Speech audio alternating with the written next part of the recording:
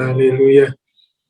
Baik, saudaraku yang terkasih di dalam Tuhan, selanjutnya kita akan masuk dalam sesi kita malam hari ini yang akan dipandu oleh Pastor Novit. Kami persilakan, Pastor.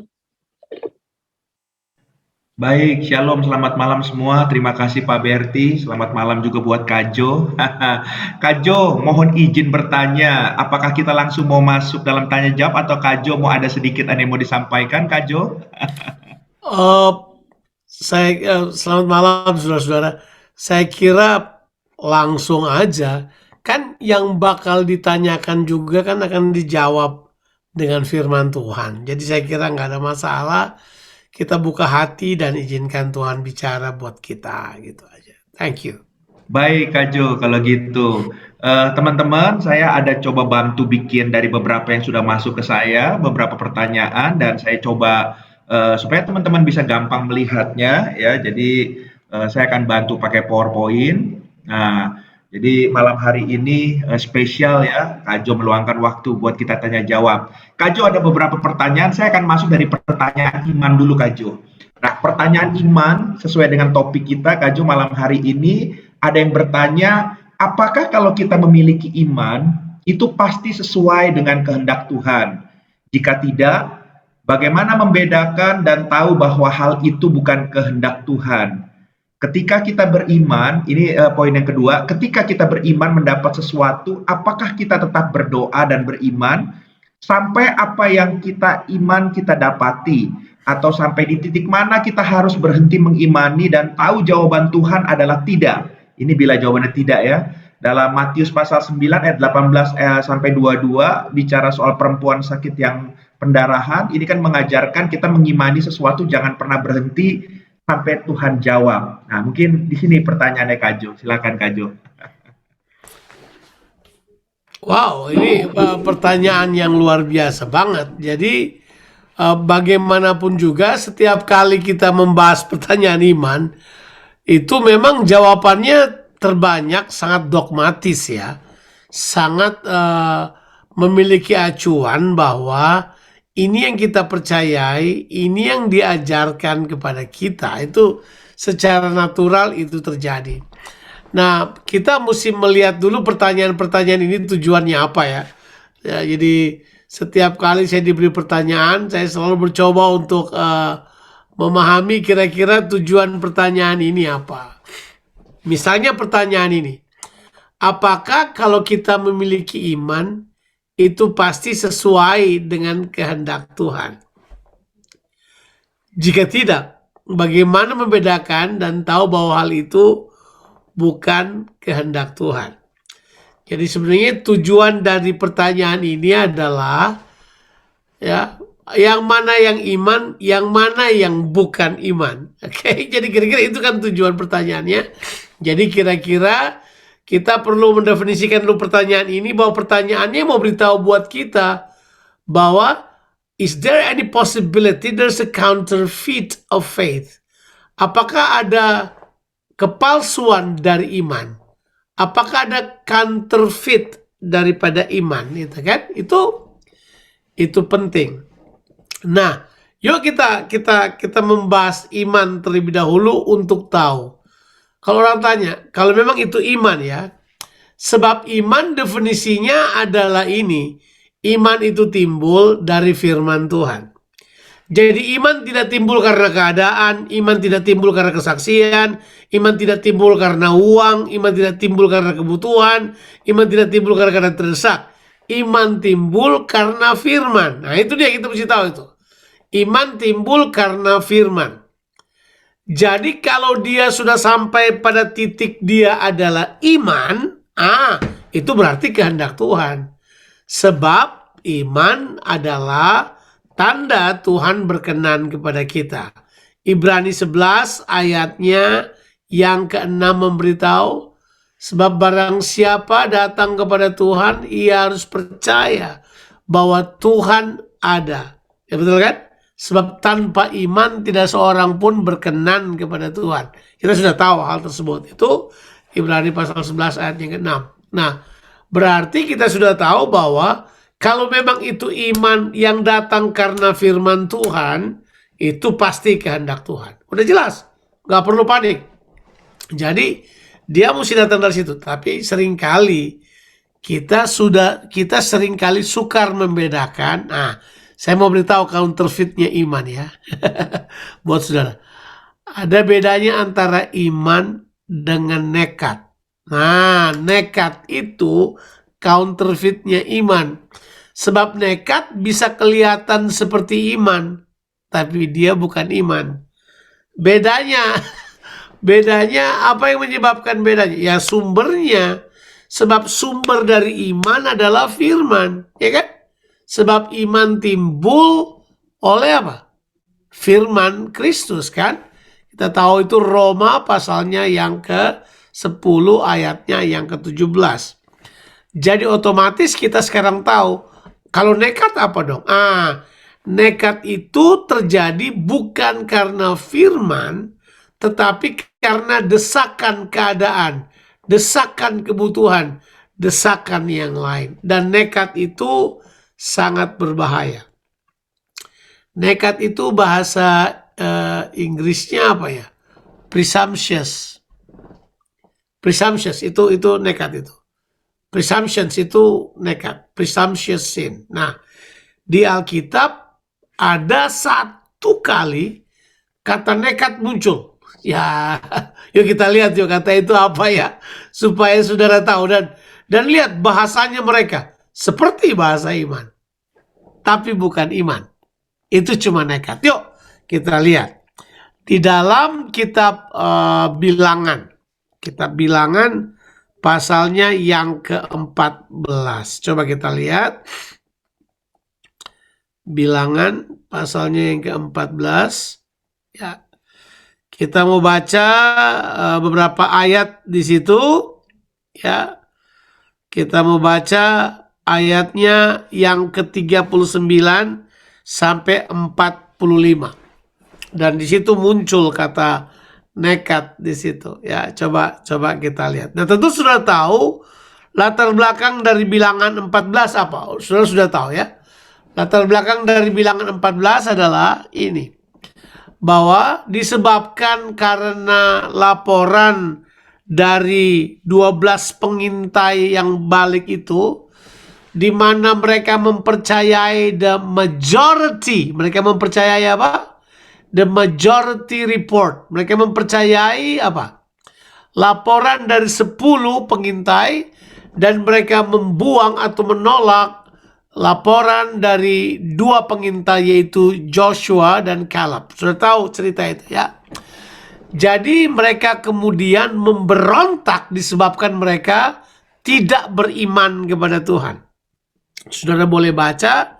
Dan akibatnya saudara bisa lihat, waduh, itu bangsa Israel menangis sejadi-jadinya. Mereka menangis sejadi-jadinya. Saking besarnya mereka menangis. Kalau saudara baca di ayat yang pertama, lalu segenap umat itu mengeluarkan suara nyaring, dan bangsa itu menangis pada malam itu.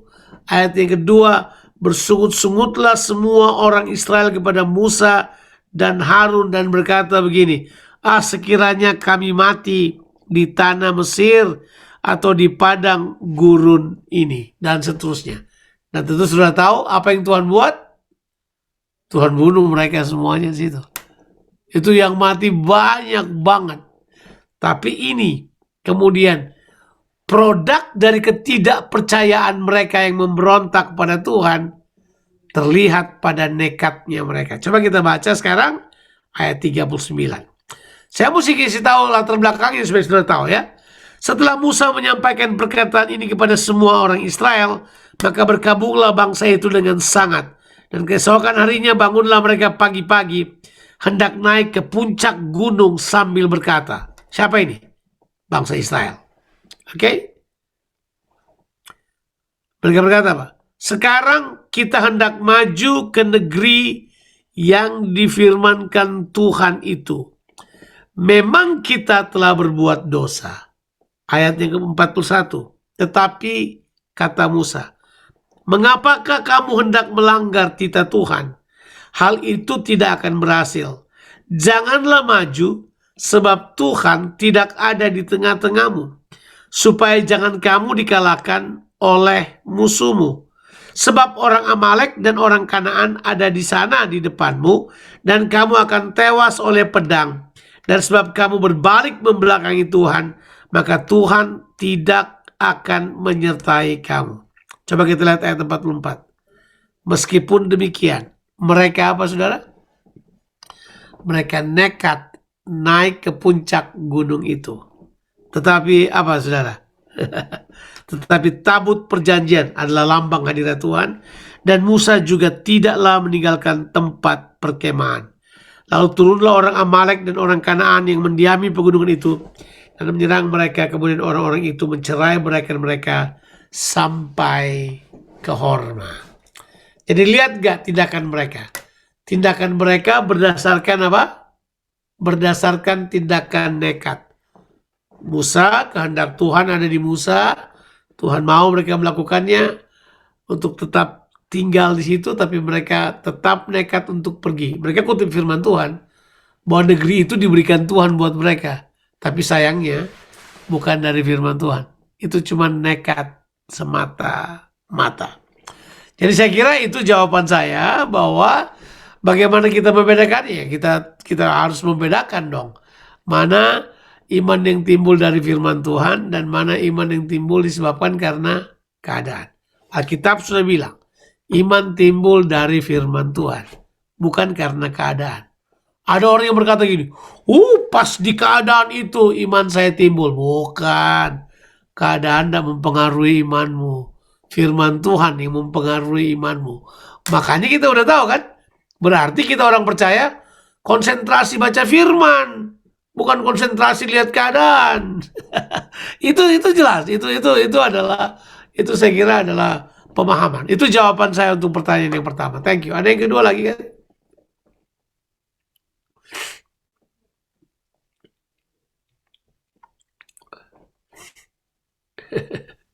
Oke, Kak Jo, puji Tuhan. Ya, kita akan langsung masuk ke pertanyaan yang kedua ini. Ketika kita beriman mendapatkan sesuatu, apakah kita tetap berdoa dan beriman sampai apa yang kita imani kita dapati? Atau sampai di titik mana kita harus berhenti mengimani dan tahu jawaban Tuhan adalah tidak? Matius 9 ayat 18 sampai 22 tentang perempuan sakit pendarahan, mengajarkan kita mengimani sesuatu jangan pernah berhenti sampai Tuhan jawab. That sounds good to me. Tapi coba kita lihat dulu. Ini dia kita mesti paham. Iman bukanlah cara untuk mendapatkan sesuatu. Oke, saya ulangi lagi. Iman bukanlah cara untuk mendapatkan sesuatu. Bukan. Ya. Tetapi iman adalah cara saudara melihat untuk mendapatkan sesuatu. Oke. Alkitab berkata, iman adalah dasar dari segala sesuatu yang kita harapkan. Dan dia adalah bukti dari segala sesuatu yang tidak kita lihat.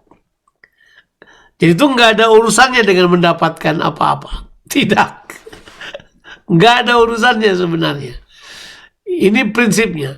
Saudara mendapat apa-apa dari Tuhan karena Tuhan memberikannya. Masalahnya, yang Tuhan berikan jatuh pada channelnya Tuhan.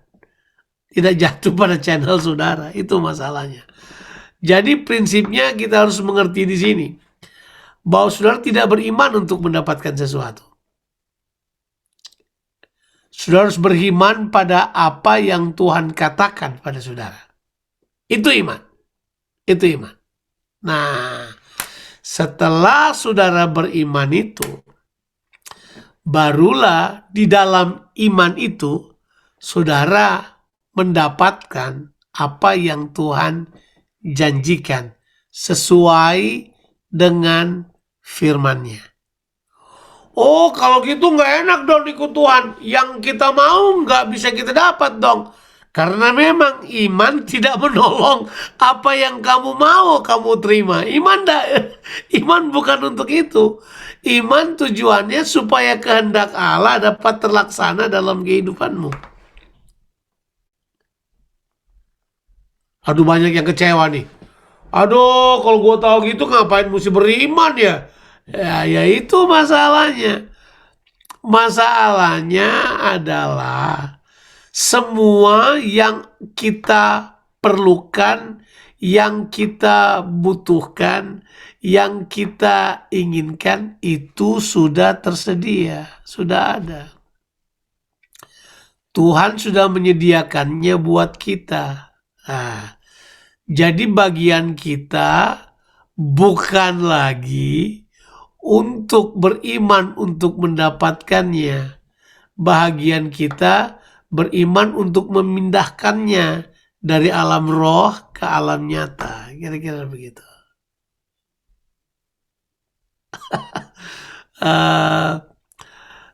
Nah, itu masalahnya. Iman memberitahu pada saudara bahwa semua yang saudara butuhkan sudah Tuhan siapkan. Ketaatan saudara pada firman Tuhan, bagaimana saudara bekerja, bagaimana saudara melakukan sesuatu, itulah yang akan memindahkan apa dari alam yang tidak kelihatan itu menjadi ke alam yang nyata. Misalnya, Alkitab beritahukan kepada kita, misalnya doa sepakat di dalam Matius 18, itu diberitahukan buat kita bahwa apa yang kita ikat di bumi terikat di sorga. Bahwa doa sepakat itu adalah jembatan untuk memindahkan antara hal-hal yang ada di alam rohani terjadi di alam jasmani. Saudara paham apa yang saya maksudkan? Bahwa doa itu adalah bagian kita untuk hidup di dua alam, intermingling with God. So we are actually a natural person intermingling with spiritual God. Kan gitu maksudnya. Kita kan di alam natural, Tuhan di alam spiritual. Nah, iman akan membuka mata kita untuk melihat Tuhan yang tidak kelihatan, bekerja untuk kita, memindahkan hal-hal yang tidak kelihatan itu menjadi kelihatan di dalam kehidupan kita ini. Tetapi semua sudah Tuhan siapkan. Saya beri contoh. Di dalam kitab Efesus pasalnya yang pertama, ayatnya yang ketiga. Coba kita lihat ayat tersebut.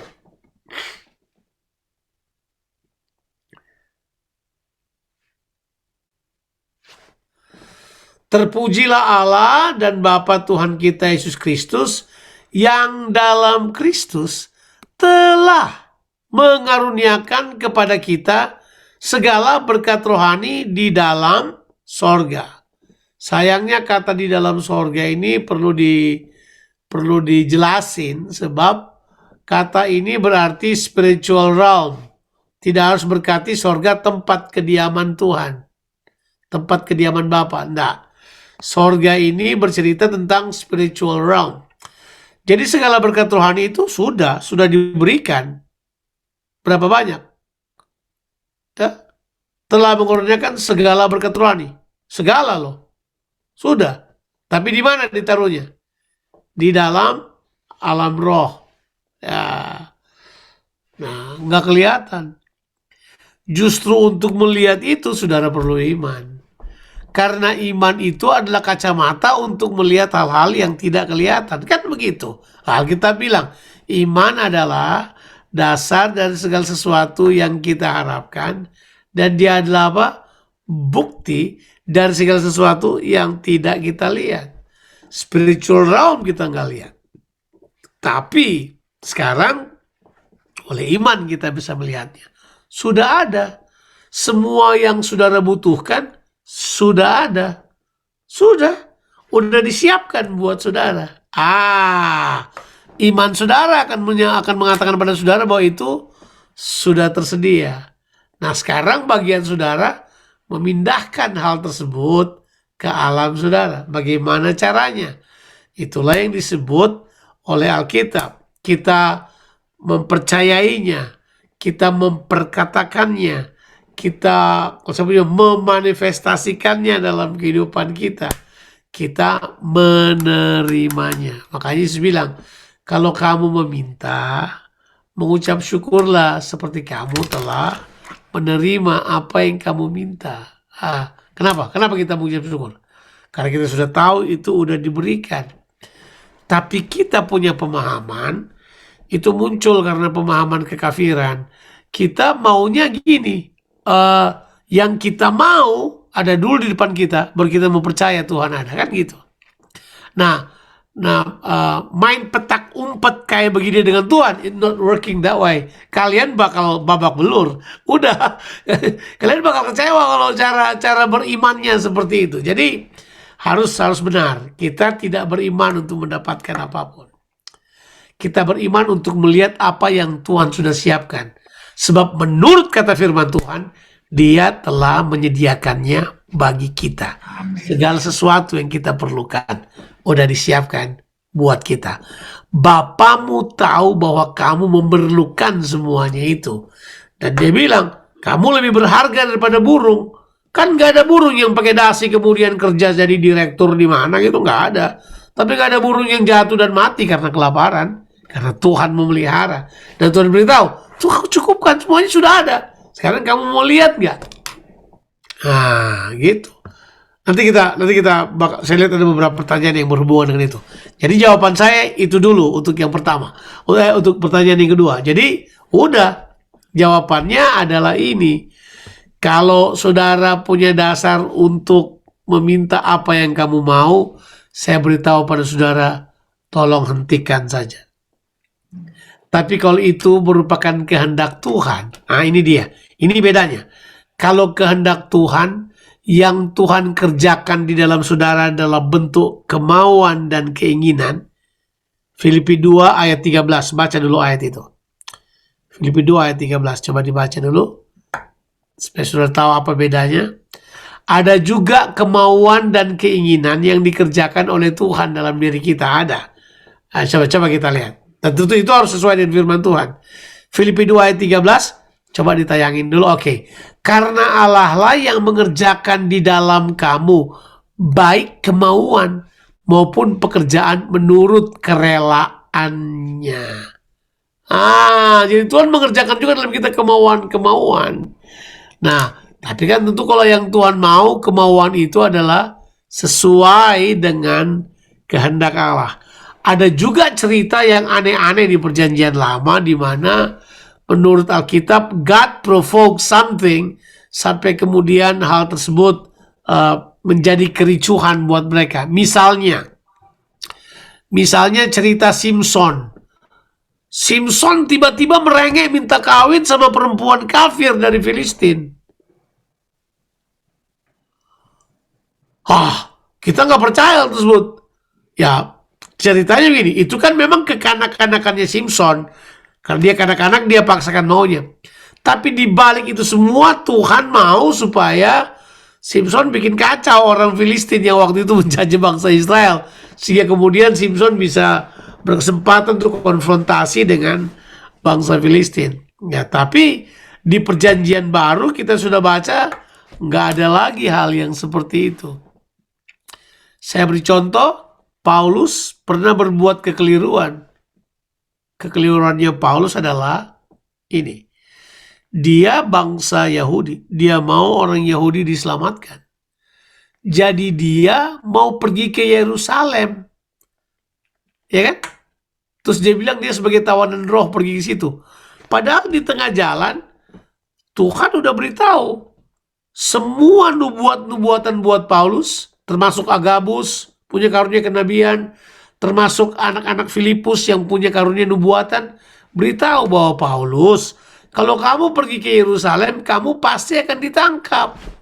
Pelayananmu bukan untuk orang Yahudi, pelayananmu adalah untuk orang bukan Yahudi. Paulus sudah tahu itu. Tapi Paulus karena bebannya, dia mau orang Yahudi, dia pergi ke Yerusalem. Tahu nggak apa yang terjadi di sampai Yerusalem? ditangkap, dimasukkan ke penjara, masuk kapal, dikirim balik ke Roma. Itu aja. Tapi jelas Paulus saking kolerisnya dia paksakan kemauannya. Nggak ada orang yang bisa memaksakan kemauannya kepada Tuhan. Nggak ada. Nggak ada. Ada titik saudara bisa jadi mencobai Tuhan. Tapi saya harus berhenti di sini, jangan melebar. Siap. Yang ketiga. Oh ya, perempuan yang sakit pendarahan. Ya, Ya, Kak Jo. perempuan yang sakit pendarahan simple. Dia beriman karena dia tahu cuma Yesus yang dapat menyembuhkan dia. Di situ tidak dibilang bahwa dia mengimani sesuatu, jangan pernah berhenti sampai Tuhan menjawab. Jadi dia itu 12 tahun tanpa iman. Sampai dia mendengarkan Yesus datang, imannya muncul. Dan ini imannya. Asal ku jama jubahnya, aku disembuhkan. Itu aja imannya. Dan itu sesuai kehendak Tuhan. Dia jama jubah Tuhan, dia disembuhkan. Kan memang kehendak Tuhan menyembuhkan orang yang sakit. Dia datang untuk itu. Yesus datang untuk itu. Jadi untuk orang yang sakit pada waktu itu, kehendak Tuhan buat mereka disembuhkan. Kalau mereka datang pada Yesus. Ya, saya kira itu jawaban dari saya. Thank you. Wow, luar biasa. Kak Jo, satu pertanyaan lagi soal iman nih Kak Jo. Satu slide lagi. Ya, sebentar.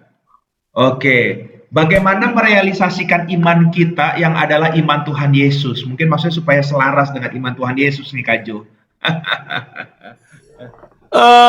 Jawabannya nggak ada lain kecuali kita menyelaraskan kehidupan kita dengan Kristus ya.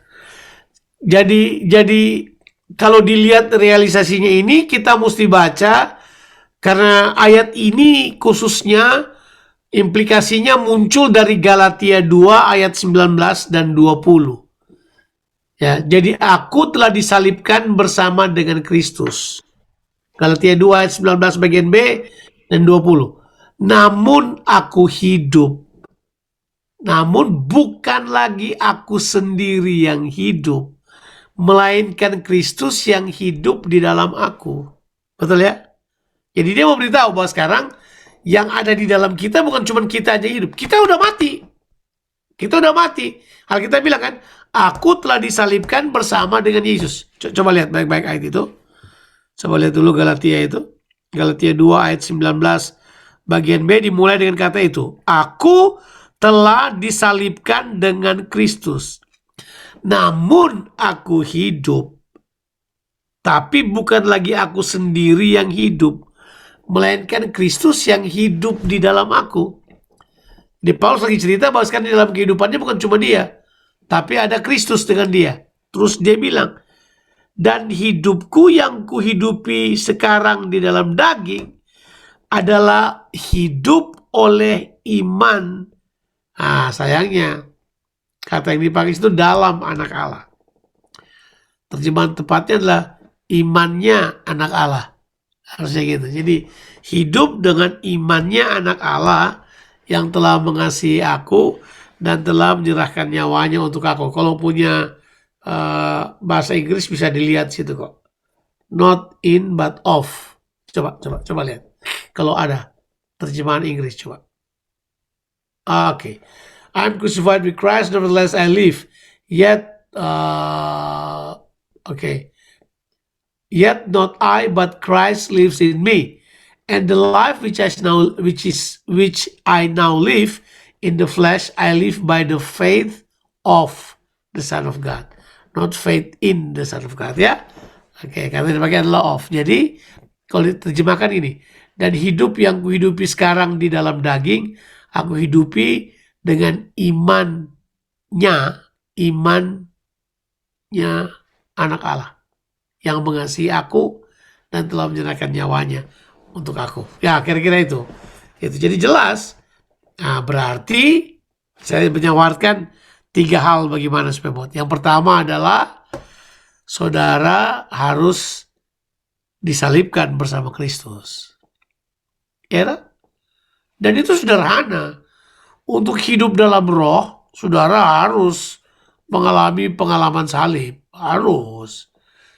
Nah, kalau salib bekerja dalam kehidupan lo, dagingnya yang mati. Supaya iman saudara bukan lagi iman berdasarkan daging, tapi iman berdasarkan kasih. Iman berdasarkan kehendak Allah. Nah itu tujuannya. Jadi ya saya menawarkan yang pertama adalah hidup dalam salib. Yang kedua adalah dagingnya mati. Baru yang ketiga lebih sadar Tuhan. Lebih sadar Tuhan dari dalam. Ya, siap. Itu jawaban saya. Thank you. Wow, puji Tuhan, haleluya. Oke, Kak Jo, kita sebentar akan masuk ke dalam yang pandemi ya. Tapi sebelumnya ada sedikit yang soal firman Tuhan ini. Yang soal firman Tuhan, kalau boleh saya sharingkan ini supaya dijawab oleh Kak Jo. Ya, ini poin yang ketiga nih Kak Jo. Sebentar. Oke, dalam 1 Korintus pasal 14 ayat 34 sampai 35 ya, dikatakan sama seperti dalam semua jemaat orang-orang kudus, perempuan-perempuan harus berdiam diri dalam pertemuan-pertemuan jemaat, sebab mereka tidak diperbolehkan untuk berbicara. Mereka harus menundukkan diri seperti yang dikatakan juga oleh hukum Taurat. Jika mereka ingin mengetahui sesuatu, baiklah mereka menanyakannya kepada suaminya di rumah, sebab tidak sopan bagi perempuan untuk berbicara dalam pertemuan jemaat. Pertanyaannya, sesuai firman Tuhan di atas, saya belum mengerti makna dari ayat tersebut. Apakah arti perempuan dilarang bicara dalam pertemuan jemaat? Atau mereka tidak boleh menyampaikan firman atau berkhotbah bagi jemaat? Mungkin bisa pencerahan dari Kak Jo ini.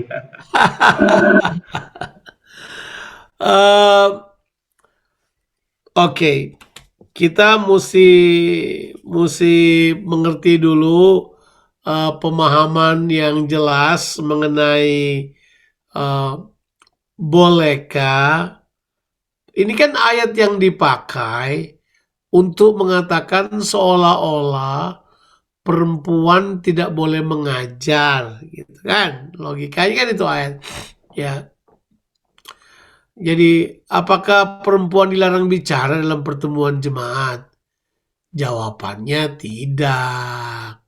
Kita mesti pahami dulu duduk pemahaman dari ayat-ayat ini ya.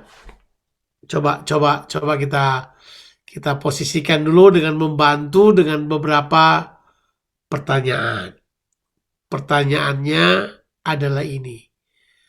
Apakah Tuhan tidak mau memakai perempuan untuk berbicara di dalam jemaat?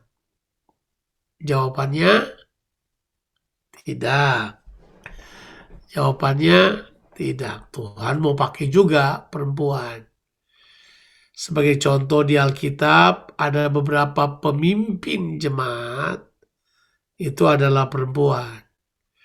Misalnya pemimpin jemaat di Filipi diperkirakan itu perempuan. Namanya Yudea atau Odea dan Sintike. Itu ditulis di Alkitab. Atau misalnya kenal enggak perempuan yang bernama Priscilla yang suaminya bernama Aquila. Itu teman Paulus. Mereka berdua itu adalah disebut sebagai teman-teman Paulus dalam pelayanan. Secara khusus Priscillanya itu adalah seorang pengajar yang baik. So, dia mengajar juga. Jadi hal tersebut bisa terjadi bahwa perempuan bisa mengajar sebenarnya. Nah kalau begitu bagaimana dengan apa yang terjadi di sini? Nah, yang pertama adalah ini berurusan dengan kebiasaan. Jadi ini adalah custom. Jadi ini tradisi, ya kan? Tradisi yang dibawa pada waktu itu disebabkan karena Injil masuk pada orang-orang yang berbudaya kafir, ya kan? Di mana di budaya tersebut itu, nah itu budaya penyembahan berhala, ya kan? Karena dia adalah budaya penyembahan berhala, saudara mesti tahu, pada waktu Paulus ada di Korintus ataupun ada di seluruh Asia Kecil bahkan sampai di Eropa, menurut saudara penyembahan mereka terbanyak pada Dewi siapa? Artemis. Dan tentu sudah tahu di penyembahan Dewi Artemis itu mereka memiliki yang namanya apa itu? Pelacur-pelacur bakti yang ada di situ, dan terbanyak mereka adalah perempuan-perempuan, kan? Jadi memang dari dulu kita mesti tahu bahwa penyembahan berhala dan hubungan seksual itu selalu terjadi. Jadi ini dia ini. Mereka seringkali kumpul bersama, dan yaitu perempuan-perempuan ini biasanya mereka merupakan penyelenggara dalam ibadat-ibadat mereka itu. Nah, sekarang terjadi pertobatan, mereka ada di dalam komunitas-komunitas orang percaya, mereka berpikir itu sama saja. Nah, itu perlu ditertibkan supaya mereka tidak melakukan itu. Akan tetapi, apakah kalau perempuan mengajar nggak boleh? Saya sih bilang tidak. Istri saya berkhotbah kok. Istri saya menyampaikan firman Tuhan dan mereka bisa. Atau mereka tidak boleh menyampaikan firman dan berkhotbah bagi jemaat. Kalau saya merasa bisa. Dan saya harus mengatakan bahwa sudah waktunya kita kembali pada statement yang berkata begini, bahwa di dalam Kristus tidak ada orang Yahudi, tidak ada orang Skit, tidak ada budak, tidak ada orang merdeka, tidak ada laki-laki, dan tidak ada perempuan. Jadi semua kita sama di dalam Kristus. Itu jelas. Jadi karena hal tersebutlah kita memandang sebagai jemaat, kita ini semua ada memiliki equality, atau memiliki kesamaan di dalam bentuk pelayanan bergantung pada karunia yang Tuhan berikan kepada kita. Jadi saya kira ayat tersebut tidaklah berarti bahwa perempuan dilarang berbicara dalam pertemuan-pertemuan. Ini adalah a call to order. Ini adalah panggilan untuk ketertiban supaya perempuan tidak sibuk teriak-teriak, nanya seenaknya dan seterusnya. Nah, penafsiran yang lain berkata bahwa di kebudayaan Yahudi udah terbiasa, karena kalau memang dia kebudayaan Yahudi, perempuan tidak boleh memang. Karena ya ada aturan sendiri. Yudaisme punya kepercayaan sendiri yang agak aneh tentang perempuan. Nah, menurut aturan Yahudi, perempuan dan laki-laki, ini tafsiran yang lainnya, itu sering dipisahkan. Pisah.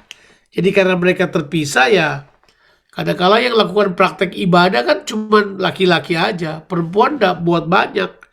Jadi mereka cuma ngobrol-ngobrol sendiri aja di antara mereka.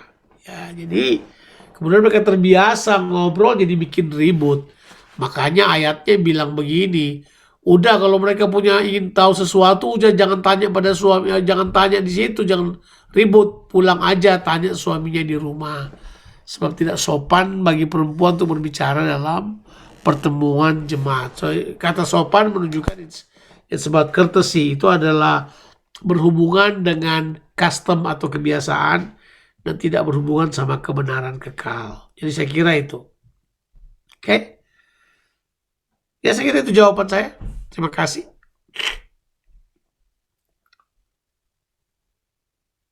Thank you.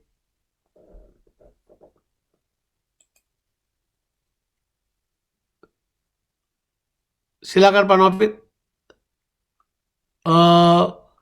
Pak Novit Ya, belum Kak Jo. di-unmute. Ya, puji Tuhan. Yang berikutnya kita masuk dalam pertanyaan soal pandemi nih, Kak Jo. Ya, pertanyaannya, bagaimana membuat terobosan dalam menghadapi krisis yang berkepanjangan ini, Kak Jo? Wah, saya juga mau tahu jawabannya ini apa ya. Jadi, well, it's good. Kata terobosan itu kan kata breakthrough ya. Kalau menurut saya apa arti breakthrough sebenarnya? Kata terobosan itu apa sebenarnya? Kata terobosan itu sebenarnya kata breakthrough itu tahu breakthrough ya? Arti breakthrough itu apa? Breakthrough itu terjadi pada air, angin atau apa aja. Breakthrough itu gini. Misalnya air dari arus besar masuk kepada sebuah eh, bidang sempit. Jadi dia masuk, kekuatannya ada di situ. Waktu dia masuk ke bidang sempit ini, dia breakthrough. Dia bisa memberikan kekuatan yang lebih kencang, lebih besar lagi ke depan gitu. Jadi ya itu seperti kalau saudara semprot air pakai selang gitu, ya, ya kan? Saudara pencet selangnya apa? Tekanannya lebih cepat kan? Nah, breakthrough artinya itu. Jadi kebesaran Allah melewati kita manusia yang kecil yang sempit ini itu mengalami breakthrough. Kuasa Allah bisa breakthrough dari situ, dari kehidupan kita. Nah, kalau kita ingin mengalami breakthrough di dalam keadaan pandemi sekarang, untuk sementara ini cara yang terbaik adalah kita perlu menantikan Tuhan terlebih dahulu, tidak tergesa-gesa. Karena ini sedang terjadi di mana-mana, ada malapetaka di mana-mana. Alkitab juga berkata buat kita, orang benar melihat petaka dia bersembunyi. Dia nggak sok jagoan pergi ke sana untuk kerjakan sesuatu. Ya ada malapetaka, orang benar bersembunyi. Itu bijak. Itu bukan penakut. Namanya juga malapetaka, sembunyi. Kalau ada perang, ya kamu tinggal aja di rumah biasa. Orang sekarang lagi perang melawan virus, musuhnya aja yang nggak kelihatan, tapi dia ada, itu jelas. Jadi saya kira dalam menghadapi krisis seperti ini, kalau kita mau breakthrough, kita nantikan Tuhan, kemudian izinkan Tuhan bicara kepada kita apa yang penting. Masih ingat Daud ya? Kata breakthrough terjadi di Daud, waktu Daud pertama jadi raja, orang Filistin datang untuk serang Daud, betul ya? Daud bertanya pada Tuhan, Tuhan saya serang nggak mereka? Tuhan berkata, serang, aku berikan kemenangan kepadamu. Udah, Daud kejar mereka, Daud pukul mereka, kalah mereka, ya toh? Lari bangsa Filistin. Daud baru pulang, baru duduk di tahtanya, baru kembali. Datang lagi orang Filistin ganggu. Kalau saya Daud, saya serang aja, ya. Bahasanya, saya baru hajar kalau mereka balik aja. Dia nggak tuh. Dia tunggu lagi, dia doa lagi, Tuhan, saya serang apa enggak? 2 kali Tuhan serang lagi, Daud kalahkan lagi. Yang ketiga kali, Daud nanya ulang loh, Tuhan, saya serang nggak? Tuhan bilang apa? Jangan serang. Kamu sekarang diam aja. Biar mereka masuk. Kalau mereka sudah masuk di daerah, kamu punya daerah, udah. Kamu sekarang akan melakukan gerakan berkeliling, muterin mereka. Terus tunggu. Kalau bunyi angin, di pohon murba itu, di pohon itu, terbantin itu, kamu tahu aku serahkan mereka dalam tangan. Ya benar, Daud buat seperti apa yang dia dengar dari Tuhan. Makanya orang Filistin rasa, loh ini kok mereka jadi takut ya. Mereka masuk aja, mereka semua masuk bergerombol, lebih banyak yang masuk. Daud dengan pasukannya melakukan gerakan melingkar dan pada waktu itulah mereka melakukan kemenangan yang sangat besar. There is a breakthrough yang mereka alami dalam kemenangan mereka. Karena mereka mendengarkan Tuhan. Saya menyarankan bahwa menghadapi krisis sekarang ini untuk mengalami terobosan, yuk dengar apa yang Tuhan katakan. Jangan terlalu banyak dengar kata media. Apalagi Facebook dan lain-lain sebagainya. Tidak usah dengarkan yang itu yang dibilang oleh media. Dengarkan firman Tuhan lebih baik. Dengarkan apa yang Tuhan sampaikan kepada kita. Oke, siap. Thank you. Yes, puji Tuhan. Pertanyaan berikutnya nih Kak Jo, ini kayaknya pertanyaan kedua ketiga ini bisa jadi satu nih. Bagaimana cara menolong orang atau memberkati orang yang kekurangan, kurang modal, pekerjaannya nggak pasti, tapi terus-menerus minta dibantu dan nggak mengembalikan lagi kewajibannya, misalkan mungkin pinjem kali ya. Itu ini namanya membantu orang yang kurang semuanya ya, termasuk kurang ajar ya, pinjem nggak balikin kan. Iya Kak Jo, sama terus kalau memangnya mesti ngebantu juga gimana membimbing mereka di dalam hal kerohanian atau pekerjaan kalau ketemu makhluk seperti ini Kak Jo. Silakan Kak Jo. makhluk ya namanya, enggak ada. Oke. Banyak orang yang seperti ini, banyak. Ya. Menurut saya, kalau saya juga tidak mengalami perubahan di mentalitas saya juga kayak begini kayaknya. Sebab manusia cenderung seperti ini. Iya, ya kan? Manusia bakal cenderung seperti ini, kurang semuanya. Karena ini yang pertama, ini bukan masalah uang, bukan masalah fasilitas, ini masalah mental, ya kan? Nah, berarti kalau saya menyarankan ya ini harus mengalami perubahan mental, harus mengalami perubahan mentalitas yang kuat di sini. Jadi dia harus berjumpa dengan Yesus dan kemudian mengalami pengalaman itu. Kita mesti tolong dengan cara yang seperti itu. Nggak ada jalan lain. Saya juga sudah alami. Bantu orang kayak begini saya juga alami. Siapa bilang tidak? Iya. Sudah saya alami. Ada di mana-mana makhluk kayak begini ada. Ya, kitanya yang harus memiliki prioritas yang tepat. Iya. Iya. Gini. Ini kita sebut dengan bukan kemiskinan biasa ini bukan kekurangan biasa ini. Kita menyebut ini sebagai kekurangan yang sistemik. Jadi udah sistemik, dia udah merupakan sebuah sistem dalam kehidupan yang sistemik. Nah, mengalahkan ini perlu cara sistemik juga. Kamu nggak bisa hanya dengan cara hit and run, kasih uang kemudian selesai. Tidak, nggak bisa. Kamu harus memperbaiki pola pikir mereka. Dan tidak ada jalan lain untuk memperbaiki pola pikir mereka kecuali mengizinkan Kristus berdiam dalam diri mereka, supaya mereka bisa kembali menemukan tujuan hidup mereka kembali bisa menemukan dignity mereka kembali bisa menemukan mengapa mereka lewatin semua ini, kekurangan dan seterusnya. Mereka bisa kemudian keluar dari mentalitas miskin mereka untuk bisa berdiri dan kemudian mengembangkan potensi yang ada di dalam mereka. Mental miskin itu mental yang tidak bisa melihat bahwa di dalam mereka ada kekayaan potensi ilahi. Nah, itu dia yang kita perlu singkapkan kepada mereka. Caranya bagaimana membimbing mereka dalam kerohanian? Jalannya dimuridkan lewat pendampingan. Harus nggak ada jalan lain. Saya melihat karena kita sudah a priori dulu sama orang seperti ini, makanya kita banyak nggak mau tolong mereka lagi kan. Karena kita sudah a priori, kita sudah membenci mereka tanpa alasan. Tapi itulah yang dibuat oleh dosa. Harusnya kita hamba-hamba Tuhan, anak-anak Tuhan, kita jemaat Tuhan harusnya tetap selalu berpikir. Sekalipun dia modelnya kayak begini, ini kan yang dibilang Kristen Sulaiman ini, utangin nyusul-nyusul, bayarnya eman-eman kan ini maksudnya ya. Ini yang kalau ngutang kejar terus, begitu mau bayar yang nggak bayar-bayar. Jadi kemudian mereka ini tidak biasa bertanggung jawab. Nah, di dalam Kristus hal tersebut kita bisa kerjakan. Jadi caranya ya mereka harus dimuridkan, ajak mereka, dan mesti sabar. Sebab ini udah sistemik. Mau beritahu buat mereka, udah nggak bisa. Makanya saya bilang di semua sistemik kemiskinan ada roh jahat di situ. Sudah harus bertempur rohani di situ karena dia cengkram manusia dengan cara yang sangat keji. Dia nggak lepaskan pemikiran untuk mengerti bahwa di dalam kita ada potensi lain yang harus keluar, yang dimana kita diajar untuk berkorban, memberi, mematahkan semua. Ini orang-orang yang seperti ini biasanya mereka terikat judi, banyak sekali terikat.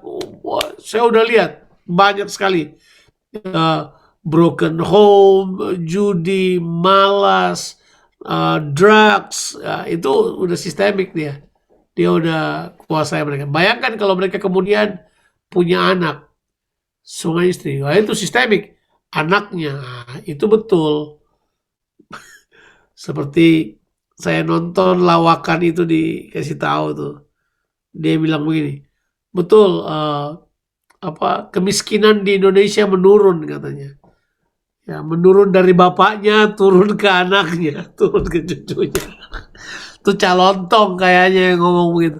Tapi maksudnya eh, the way they thinking itu udah sistemik banget. Nah, itu harus di break, itu harus dipatahkan dan nggak ada cara lain. Kita harus membangun sebuah kehidupan yang solid, yang strong untuk bisa buat hal tersebut. Ya, ya. Tuhan tolong kita untuk bisa menolong orang lain. Dan pertolongan kita juga tahu tidak selalu harus dengan uang. Dan pertolongan kita harusnya, kalau memang bagaimana membimbing mereka ya, muridkan mereka, ambil waktu dengan mereka. Dan perlu sabar.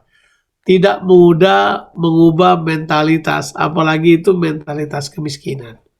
Apalagi merubah mentalitas yang seperti itu. Siap, itu jawaban saya. Thank you. Wow, puji Tuhan. Oke, makin malam kayaknya tambah menarik nih Kak Jo nih. Dan ini pertanyaan berikutnya ini mewakili beberapa yang bertanya nih Kak Jo. Ya, saya akan coba bacakan. Berkaitan aktivitas kita agar bisa maksimal di masa-masa seperti ini, kan kita harus vaksin nih Kak Jo. Dan ternyata bukan vaksin nih kita dihimbaunya. Tapi kalau kita sudah vaksin juga kita harus download apps kan, aplikasi. Dan aplikasi ini dimanapun kita berada kita bisa di-track nih. Jadi apakah ada relevansinya dengan chip yang akan menandai manusia akhir zaman? Seperti Wahyu 13 ayat 17 sampai 18. Kalau ada nih Kak Jo, bagaimana respon kita sebagai orang percaya nih Kak Jo? Ya, tantangan terbesar kita sekarang ini untuk minta orang divaksin adalah isu dogmatis. Nah, ini salah satunya. Salah satunya yang berpikir bahwa vaksinasi sekarang itu berurusan dengan tanda di dahi dan di lengan orang percaya seperti yang tertulis di Wahyu pasalnya yang ke-13 itu. But the truth is, ndak seperti itu harusnya, ya kan? Misalnya tracking device. Sudah. Kalau tracking device, nggak usah tunggu vaksin. Handphone saudara sekarang udah tracking device. Saya udah jamin itu. Kita nggak perlu pintar. Itu udah tracking device. Udah. Ya, nggak perlu pakai vaksin. Nah, seandainya saudara menolak vaksin misalnya. Ya toh? Dan siapa yang bilang bahwa itu harus chip tanda itu? Kalau saya membacanya berbeda sih, tapi ya nanti saya beritahu cara saya membacanya ya. Tapi di Wahyu 17. Nanti coba kita lihat dulu. Berkaitan aktivitas bisa maksimal, kita harus divaksin dan download apps. Di mana apps ini bisa tracking kita di mana aja gitu. Sekarang pun sudah bisa di tracking di mana aja kok. Gak usah khawatir. Nggak perlu vaksin. Dan itu bukan cuma vaksin ini, berarti semua vaksin bisa dibuat itu. Sementara vaksin yang lain juga, vaksin BCG, vaksin banyak vaksin kan. Jadi nanti anak lu lahir nggak mau divaksin. Oh tapi COVID ini beda, sama. Yang berharapan sama virus ya vaksin. Udah, kalau berhadapan sama virus ya vaksin. Udah itu jawaban saya, vaksin. Nggak usah pikir ada chips, ada apa, nggak usah. Vaksin aja. Kalau virus, vaksin. Itu jelas. Kalau lapar, makan. Gitu. Itu aja, itu udah jelas. Ya, kalau virus mesti vaksin. Emang ada jalan lain untuk sementara? Enggak, virus vaksin. Kita juga udah tahu. Satu kali saya dengar seorang dokter bercerita. Waktu orang menemukan sebuah obat yang menolong orang lain itu orang menemukan penisilin itu ya. Itu menolong banget, ampun. Menolong orang, maksud dokter di sini bisa jelasin lebih baik dari saya. Tapi jelas, apakah ada relevansinya dengan chip yang akan menandai manusia di akhir zaman? Jawabannya adalah bisa. Bisa, saya tidak bilang tidak bisa. Tapi apakah ada hubungannya dengan itu? Kalau sekarang ini, saya bilang nggak ada urusannya, nggak ada jawabannya. Nggak, sama sekali nggak. Yang pertama, vaksin-vaksin yang dibuat itu vaksin yang dibuat untuk tujuan yang baik ya. Bahkan saya sudah beritahu buat saudara belum? Kayaknya sudah deh. Bahkan salah satu orang yang dari 6 hak paten dari AstraZeneca itu, salah satunya kan orang Indonesia itu kan, namanya Karina Jo itu ya, tahu ya? Itu dia dari Garam Melbourne sini. Dia dari jemaat di kita waktu dia masih kuliah di sini, kemudian PhD-nya dia ambil di Oxford di Inggris. Dia kemudian di sana itu yang kemudian termasuk salah satu orang yang punya hak paten itu. Dia anak Tuhan, papa mamanya anak Tuhan baik-baik. Oh, jadi mereka buat vaksin untuk itu ya? Oh, oke. Let's think about it clearly. Mereka buat itu untuk kepentingan manusia supaya mereka bisa berhadapan dengan virus. Oke. Yuk kita baca Wahyu 13. Ayo kita baca supaya saudara kemudian tidak sembarangan. Ini nggak ada urusannya sama suntik menyuntik di, kita mesti paham ini ya. Christianity is about inside out, not outside in. Jadi nggak usah pikir outside in itu nggak penting banget. Coba lihat. Oh tapi kan vaksin dimasukkan ke dalam. Nggak. Ini isu hati kok. Coba kita lihat dulu. Wahyu 13. Ini cara saya membacanya. Supaya saudara tidak terlalu dogmatis mengenai hal ini, saya baca Wahyu pasalnya yang ke-13. Ayatnya yang ke...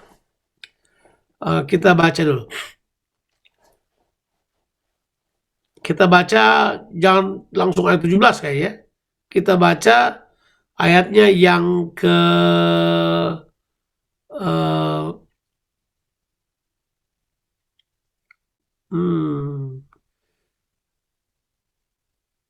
kita baca ayatnya yang ke-13 mulai. Dan ia mengadakan tanda-tanda yang dahsyat, bahkan ia menurunkan api dari langit ke bumi di depan mata semua orang. Ia menyesatkan mereka yang diam di bumi dengan tanda-tanda yang telah diberikan kepadanya untuk dilakukannya di depan mata binatang itu.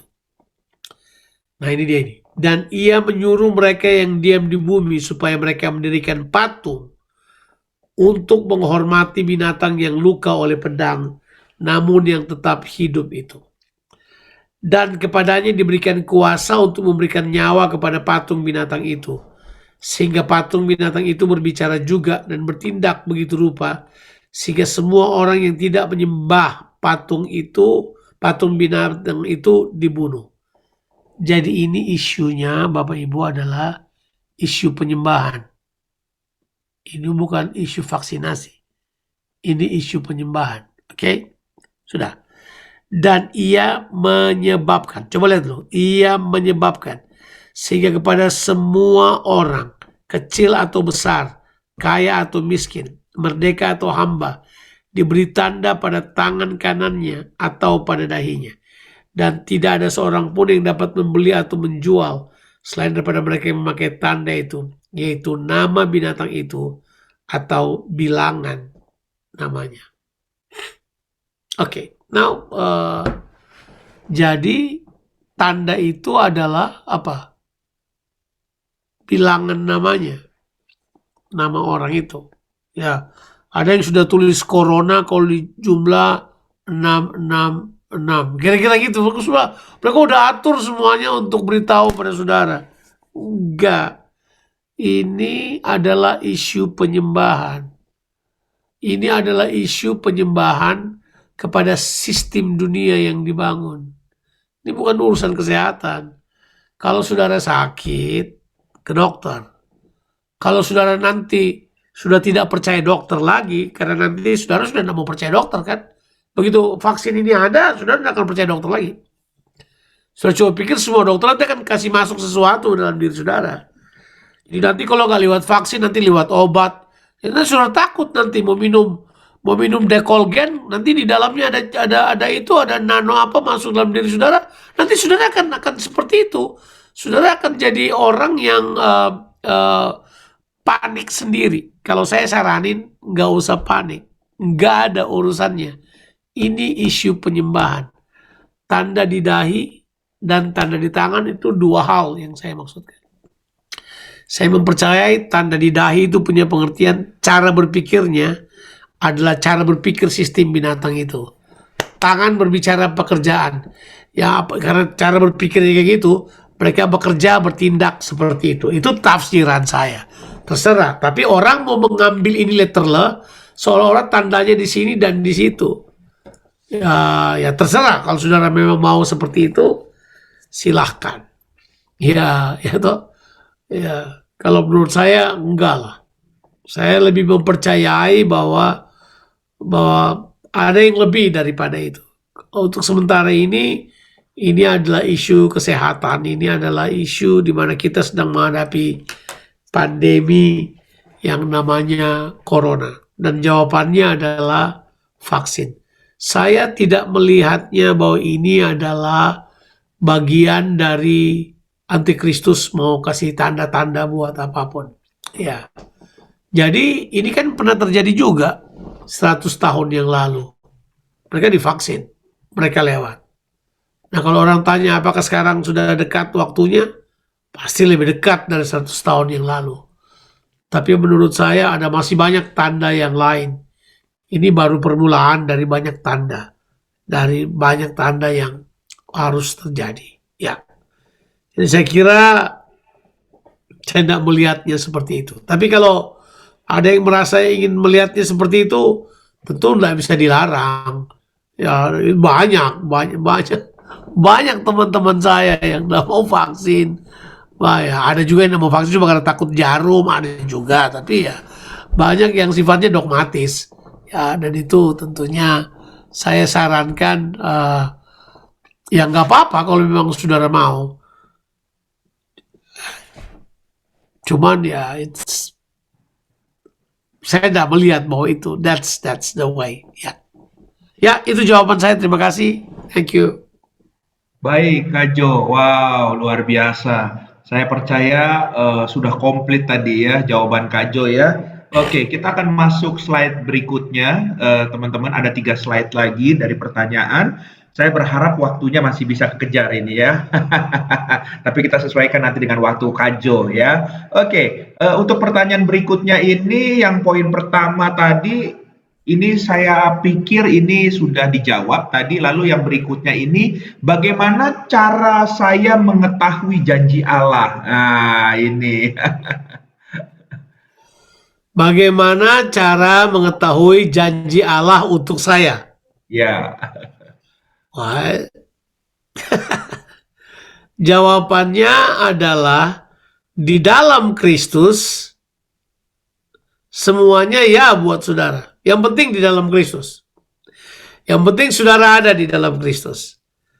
2 Korintus 1 ayat 20. Kalau saudara baca ayat tersebut udah jelas kok buat kita. Coba kita lihat. 2 Korintus 1 ayat 20. Boleh kita baca ayat tersebut? 2 Korintus 1 ayatnya yang ke-20.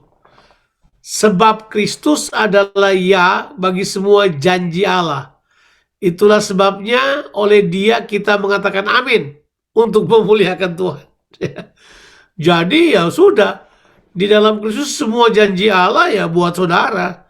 Saudara mau nggak aplikasikan janji tersebut? Mau nggak saudara ambil janji tersebut? Jangan lupa, jangan lupa, janji bersyarat. Kasihnya tanpa syarat. Orang cuma mau janji tapi tidak mau syaratnya. Tapi kan Alkitab sudah bilang, di dalam Kristus semua janji ya. Dan hampir semua syaratnya itu sudah Tuhan Yesus genapi. Ya, syarat-syarat yang sifatnya dogmatis, misalnya saudara harus orang benar. Yesus sudah jadikan orang benar. Harus anak. Yesus menjadikan saudara anak. Harus apa lagi? Banyak yang Yesus sudah kerjakan. Paling yang saudara perlu kerjakan adalah ketaatan. Bertumbuh menjadi dewasa. Supaya janji Allah nggak terbuang sia-sia. Itu semua adalah bagian. Saudara perlu betul-betul menginginkannya dan kemudian janji Allah tersebut terlaksana dalam diri saudara untuk kemuliaan Allah. Jadi paling hal-hal kecil seperti itu. Tapi jelasnya kalau mau tahu bagaimana supaya tahu, yang penting Anda di dalam Kristus. Siap, itu jawaban saya. Thank you.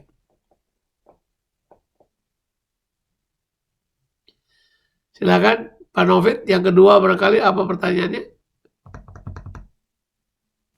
Oh, yang ketiga Ya, Kak Jo. Jadi memang pertanyaan yang kedua ini masih berkaitan sama yang pertama tadi, ya kan? Bagaimana saya dapat memahami pengaturan waktunya Tuhan di tengah situasi yang sulit ini, Kak Jo? Mungkin ini pengaturan waktu Tuhan yang mengenai janji Tuhan tadi ini, Kak Jo, masih berkaitan.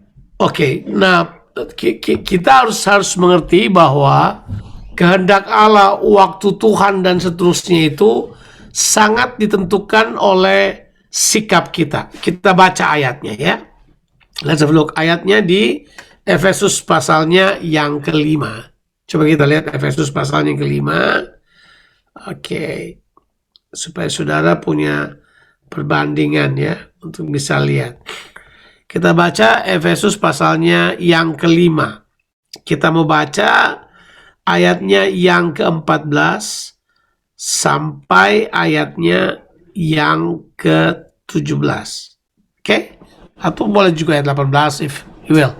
Itulah sebabnya dikatakan, bangunlah hai kamu yang tidur, bangkitlah dari antara orang mati, dan Kristus akan bercahaya atas kamu. 15. Karena itu perhatikanlah dengan saksama bagaimana kamu hidup. Janganlah seperti orang bebal, tetapi seperti orang arif. Ayat yang ke-16. Dan pergunakanlah waktu yang ada, karena hari-hari ini adalah jahat. Sebab itu janganlah kamu bodoh, tapi usahakanlah supaya kamu mengerti kehendak Allah. Dari ayat-ayat ini, ayat 14 sampai ayat yang ke-17 ini, memberitahukan kepada kita bahwa sikap kita lah yang akan menentukan kita memahami waktu Tuhan. Sikap kita harus bangunlah. Nah, itu kata bangun itu. Kata bangun dan bangkit itu ya, bangun dan bangkit itu adalah punya arti yang sama. Berdiri dan mengambil sikap. Itu dia tuh. Berdiri dan mengambil sikap. Oke? Kata yang berikut, bangunlah dan bangkitlah, adalah sebuah sikap yang dipersiapkan berhadapan dengan keadaan yang sedang kita hadapi. Jadi jelas kita harus memiliki ada disebut dengan sikap yang tepat. Bangunlah, kita menentukan sikap kita. Nah, sikap kita harus apa? Dia beritahu buat kita. Sikap kita yang pertama adalah kita harus memperhatikan dengan saksama cara hidup kita. Ya kan? Jadi ya, saudara akan sukar mengerti kehendak Allah kalau saudara punya cara hidup tidak sesuai. Karena untuk hidup dalam kehendak Allah, saudara harus mendedikasikan waktumu untuk Tuhan. Nanti kita baca ya. Nanti kita baca di ayat yang lain. Jadi jelas, yang pertama kita udah tahu bahwa kita harus memperhatikan dengan saksama bagaimana kita hidup. Nah, itu penting. Jangan seperti orang bodoh gitu, jangan seperti orang bebal. Tapi kita harus hidup sebagai orang arif. Terus kemudian dia berkata di ayat yang ke-16, pergunakanlah waktu yang ada. Oke. Nah, tentu saudara diajarkan ada 3 jenis waktu. Udah diajar belum deh? Udah deh perasaannya. Udah ada 3 jenis waktu kan? Ada aionios, ada kronos, ada kairos. Aionios itu waktunya Tuhan. Kronos itu waktunya manusia. Tapi ada yang namanya kairos. Kairos itu adalah waktu Tuhan yang aionios, yang tanpa batas itu, menembusi waktu manusia yang terbatas. Itu namanya kairos.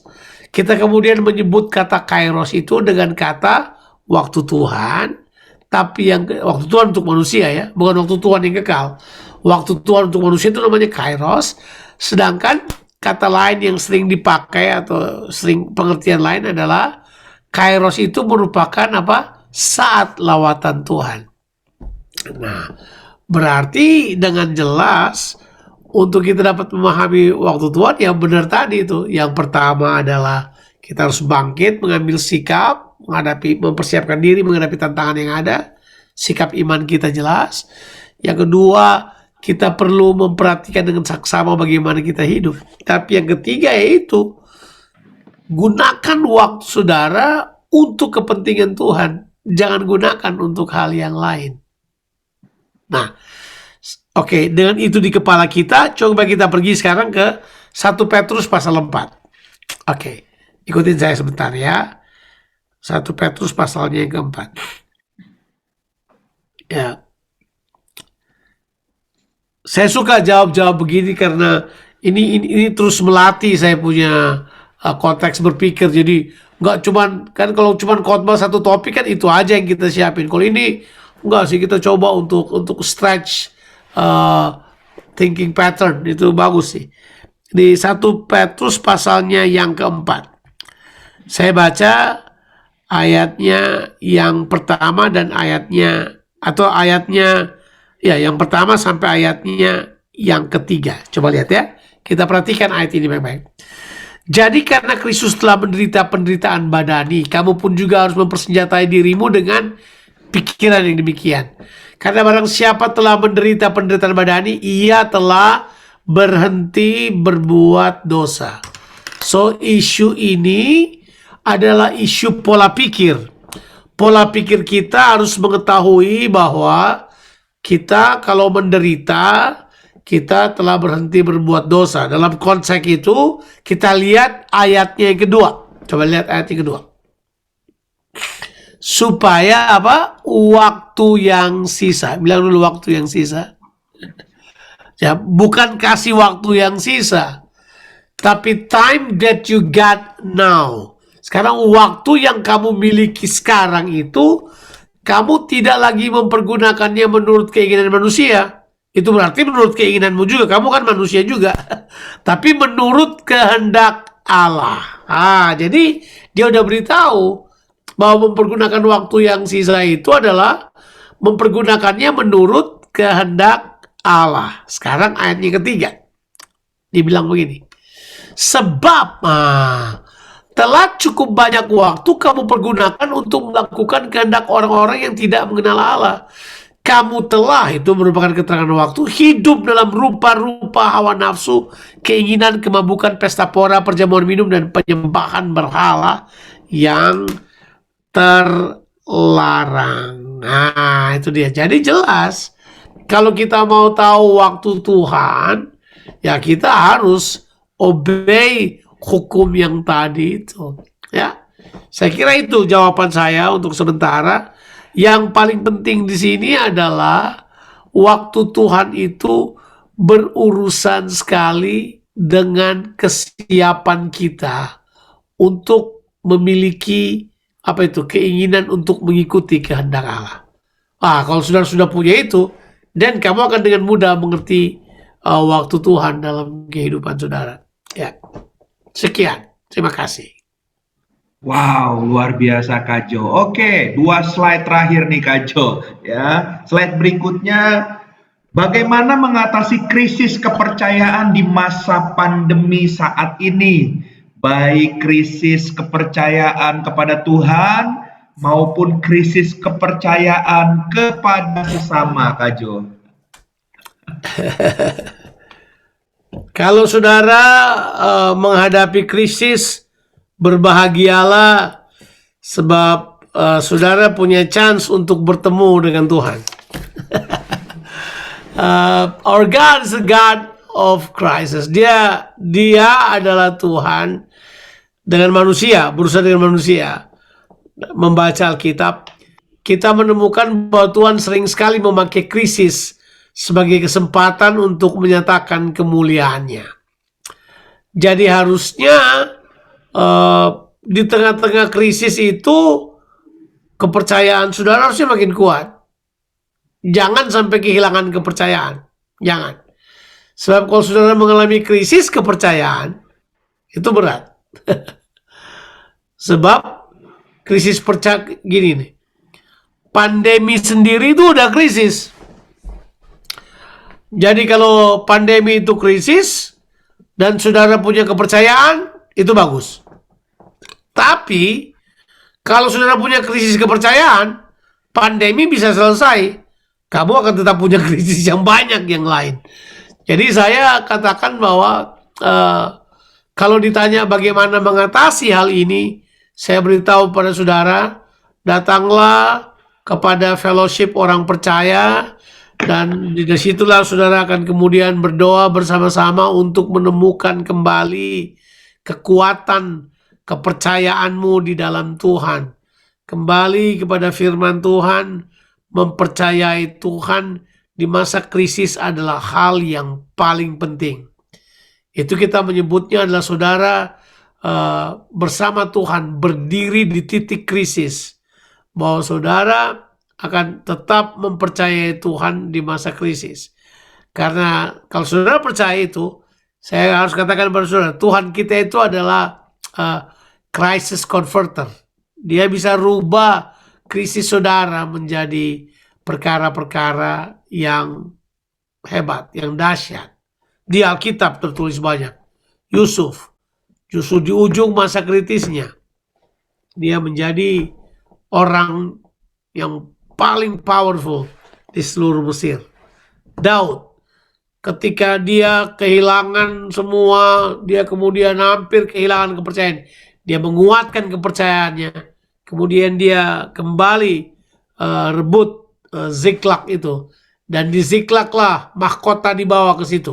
Sudah tahu kisahnya kan? Justru Daud masih di Ziklag, kemudian bujang pembawa senjatanya Saul bawa mahkotanya Saul kepada Daud.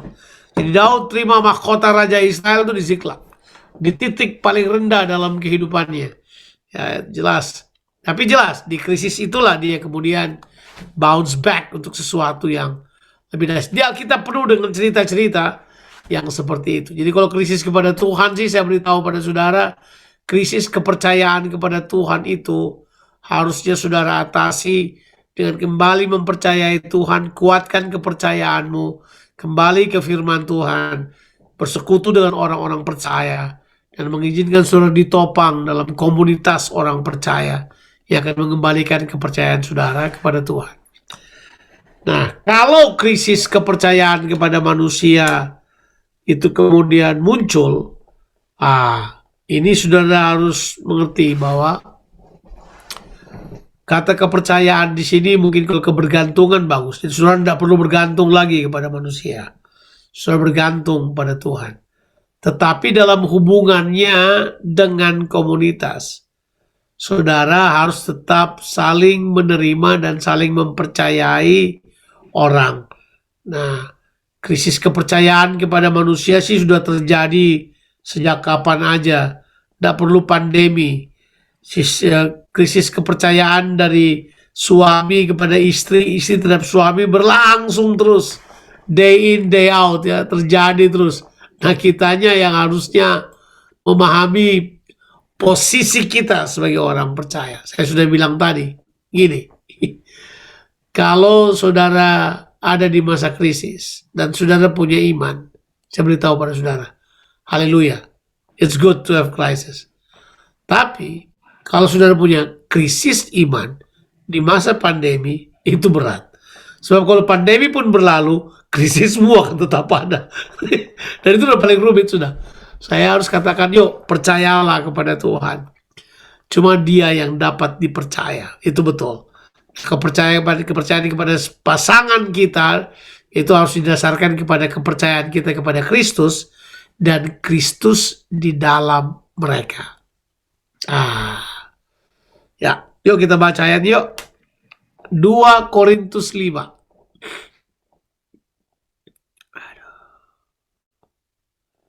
2 Korintus 5. Siapa yang putar jam tangan saya? Cepat sekali nih, udah 12:30 ini di sini. Di sana kalau jam berapa? Siapa yang putar jam tangan saya nih? Cepat sekali dia terputar ini. 2 Korintus 5, kita akan baca ayatnya yang kita baca ayatnya yang ke berapa ini? 16. Ya. Oke. Sebab itu kami tidak lagi 2 Korintus 16, sebab itu kami tidak lagi menilai seorang juga pun menurut ukuran manusia. Jadi kalau di dalam Kristus kita tidak bisa lagi menilai orang menurut ukuran manusia. Saya tidak bisa nilai lagi Pak Novit menurut ukuran manusia. Saya harus menilai Pak Novit menurut ukuran Kristus. Dan jika kami pernah menilai Kristus menurut ukuran manusia, sekarang kami tidak lagi menilainya demikian. Jadi, siapa yang ada di dalam Kristus? Ia adalah ciptaan baru, yang lama sudah berlalu. Sesungguhnya yang baru sudah datang. Jadi kita belajar ini. Belajar menilai suamimu seperti di dalam Kristus. Belajar menilai orang percaya seperti ada di dalam Kristus. Itu akan mengikis rasa ketidakpercayaanmu. Saya belajar untuk percaya. By the way, kasih percaya segala sesuatu. Berharap segala sesuatu. Terima kasih. Tuhan Yesus memberkati. Baik, puji Tuhan. Masih ada satu slide, tapi saya rasa kita akan tunda minggu depan aja kali ya, Kak Jo. Kasihan sudah setengah 1 pagi ini. Nah. Selesaikan aja. Oh, gitu Kak Jo. Aduh, luar biasa nih Kak Jo. Habis ini saya nggak bisa langsung tidur. Saya lagi hype ini. Oh, siap. Otak saya jalan terus soal, jadi nggak bisa langsung tidur. Ya, boleh lah. Oke. Ya, satu slide terakhir ini. Yang pertama pertanyaannya langsung saya baca aja ya Kak Jo. Yang pertama, diperbolehkan baptisan selam atau air lebih dari 2 kali. Lalu yang satu lagi, dosa menghujat Roh Kudus itu seperti apa Kak Jo contohnya? Itu Kak Jo. Oke. Diperbolehkanlah baptis selam lebih dari 1 kali. Ya, diperbolehkan. Boleh aja. Oh ya? Oh iya, boleh aja. Kamu mau baptis selam berkali-kali juga boleh. Itu kan tergantung imanmu aja itu. Sebab di baptis selam itu membawa saudara kepada pengertian bahwa kamu mati bersama Kristus dan hidup dan kemudian dibangkitkan bersama dengan Kristus. Di Alkitab contohnya adalah Kisah Rasul 19. Jadi ada orang udah dibaptis oleh baptisan Yohanes. Mereka percaya kepada Yesus kan. Jadi waktu Paulus tanya, sudahkah kamu menerima Roh Kudus? Mereka bertanya, belum. Roh makanan apa itu Roh Kudus? Kemudian Paulus tanya, dengan baptisan apa kamu dibaptis? Oh, kami dibaptis dalam baptisan Yohanes. Paulus bilang, oh ya udah kalau gitu Paulus membaptis mereka. Jadi waktu mereka dibaptis dalam air, keluar dibaptis dalam nama Yesus, mereka penuh dengan Roh Kudus. Jadi bisa nggak apa-apa itu. Nggak usah panik. Ada orang yang berkata nggak boleh ini, nggak boleh itu. Di Alkitab tertulis bisa lebih dari 1 kali bisa. Oke, yang kedua, dosa menghujat Roh Kudus itu seperti apa? Contohnya. Oke, menghujat Roh Kudus, kata menghujat itu punya pengertian mengatakan perkataan-perkataan yang tidak sepatutnya. Seperti waktu Petrus menghujat Yesus. Petrus menghujat. Blaspheme. Waktu dia menyangkal itu dia sebenarnya blaspheme. And he started to blaspheme. Petrus mulai bukan cuma menyangkal, dia menghujat sebenarnya kalau terjemahannya. Nah, menghujat itu blaspheme. Nah, tapi arti daripada menghujat Roh Kudus sebenarnya yang dibilang tidak dapat diampuni itu. Kan saudara kan takutnya sampai tidak dapat diampuni itu kan. Itu sebenarnya adalah sebuah penolakan terhadap karya Roh Kudus sampai akhir hayatnya. Sebab Roh Kudus itu datang untuk menginsafkan orang tentang dosa. Jadi kalau kamu tolak karya Roh Kudus, saudara tidak akan insaf tentang dosa. Ya udah. Yang kedua, dia memberikan pada saudara insaf akan kebenaran. Yang ketiga adalah penghakiman. Jadi jelas, kalau kita baca Alkitab dengan baik-baik, menghujat Roh Kudus itu adalah menolak karya Roh Kudus bekerja di dalam kehidupan mereka sampai pada akhir hayat mereka. Itu jawaban dogmatis yang saya ketahui. Nah, kalau ditanya contohnya, that's a good question. Contohnya saya boleh bilang adalah Yudas Iskariot. Itu dia menolak terus Tuhan mau memperbaiki dia tolak terus sampai dia menyangkali waktu dia kemudian menjual Yesus. Dia kemudian tetap menolak apa yang Tuhan tawarkan buat dia sampai dia kemudian memutuskan untuk mengakhiri nyawanya, dia menggantungkan dirinya. Jadi dia tolak terus. Nah, dari mana saya katakan itu? Jawabannya karena tempat di mana dia dikubur. Tempat di mana siapa? Yudas Iskariot dikubur namanya apa? Ada yang ingat gak? Ada yang ingat gak? Oke. Ya. Itu yang pertama, tempat itu disebut sebagai Hakaldama atau tanah darah. Betul ya? Betul? Tetapi terjemahan lain dari tempat itu disebut dengan nama sebagai apa? Tanah tukang periuk. Betul ya? Betul ya? Jadi Yudas dikubur di satu tempat yang namanya apa? Tanah tukang periuk. Tahu tanah tukang periuk itu apa? Saudara mesti balik ke ceritanya di Yeremia 18. Tanah tukang periuk itu adalah di belakang rumahnya tukang periuk kan, itu maksudnya. Jadi gini, tanah tukang periuk itu adalah tempat di mana tanah liat yang dibikin itu dibentuk, rusak, dibentuk lagi, rusak, dibentuk lagi, rusak. Sampai tidak bisa dibentuk lagi. Kalau sudah bisa dibentuk lagi dibawa apa? Dibuanglah dia ke tanah tukang periuk, ya gitu.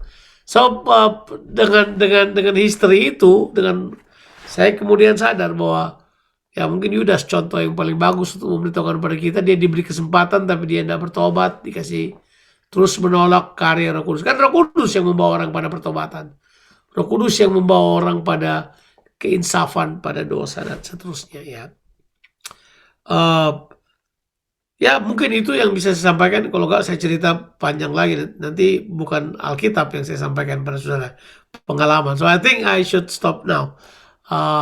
Saya harap apa yang telah kita diskusikan bisa paling tidaklah memberi jawaban. Saya tentu tidak bisa memuaskan semua orang dengan semua jawaban, tapi saya kira saudara tentu akan diperkaya lah dengan masukan-masukan yang sudah terima malam hari ini. Terima kasih, Tuhan Yesus memberkati.